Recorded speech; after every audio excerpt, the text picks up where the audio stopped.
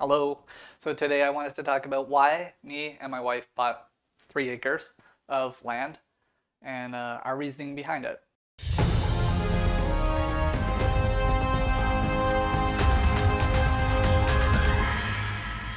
Now, it's important when you're going to go look for your property or your piece of land that you actually do your research, know what you want, know the location.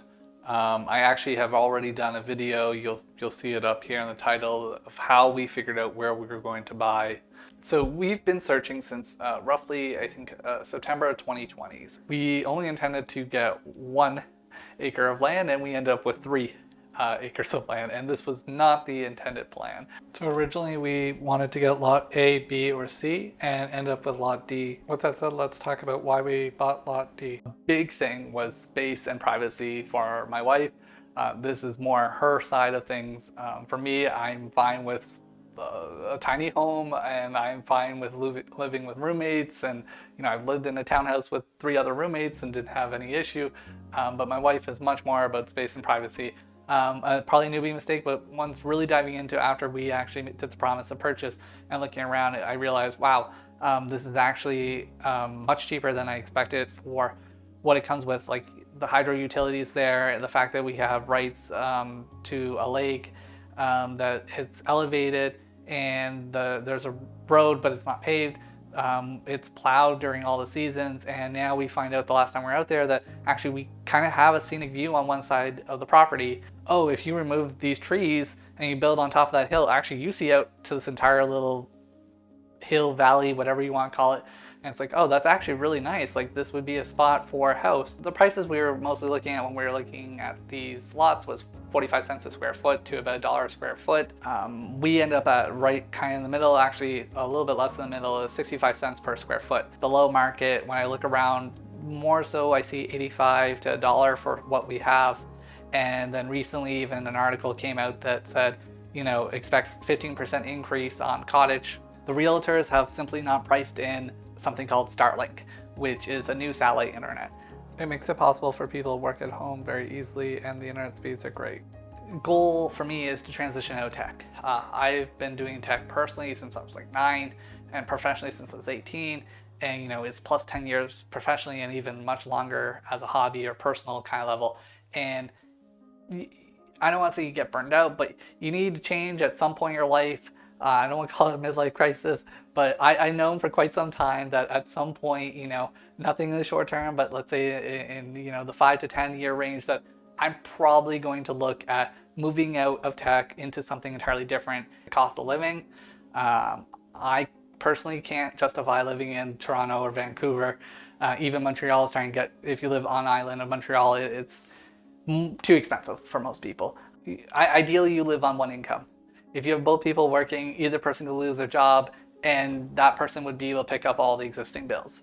Not everyone's fortunate enough for this, but in an ideal scenario, this is what you're aiming for. If you live in Toronto or Vancouver, this is essentially impossible.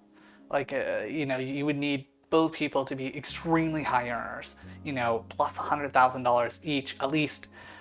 Because when you're buying something like even a condo at $700,000 and you start factoring out your mortgage and what pre-tax, your net income looks like after taxes, it's not doable for one person, basically. Intergenerational wealth. And I don't think a lot of people talk about that. Someday, hopefully there's a little junior Corey's running around, and you think of what their life is going to look like, in 18 years from when they're born and things like that, and what opportunities we had ourselves and things like that. And it's definitely something that Ashley and I think about, and having 3 acres of land really opens up that wealth to generations that you're bringing into the world. We could use an acre for our house, an acre for a rental, and still have an acre left. You just build up this generational wealth so that the next generation is better off than you were. So we just drive out the hour and a half in the morning. We can spend all day there. We can bring whatever we need. The town's only a 25-minute drive to get anything that we're going to need. And then, we can spend the day on the lake. We can bring out a canoe or something, a kayak. So we could camp there, or we just drive back the hour and a half drive, and we save not spending on something else. And, that's a return back to the land. We also bought the land because it's something that you can constantly have something to do. It keeps you busy, which is good because, you know, it's very easy to kind of fall into the trap of just like the same old stuff. Like you wake up, you do your job, you come home, and you're just like, or you're already home because of the current circumstances, and you're just like, I'll talk from my experience. You're like, I'll play this video game, and then all of a sudden like 3-4 hours pass, and you're just like, oh, it's time to go to bed, right? And then you just kind of repeat this. So I guess the land itself, it's like there's enough financial incentive there.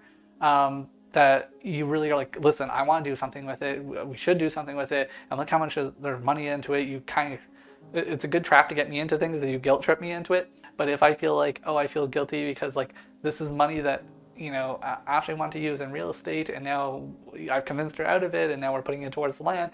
That's a good driver for me to really, you know, get out of my seat and stop the video games and go out. Just experiment and get your hands dirty. And even if it's a failure, it doesn't matter. And even if you don't know what you're doing, there's always a YouTube video to show you what you're doing or what you're doing wrong and what you should be doing. So that's comforting, and that's just another reason to why we consider buying the land. Well, ultimately why we did buy the land. If you like this video, take a moment and hit the subscribe button or smash the like button. Until next time, see ya.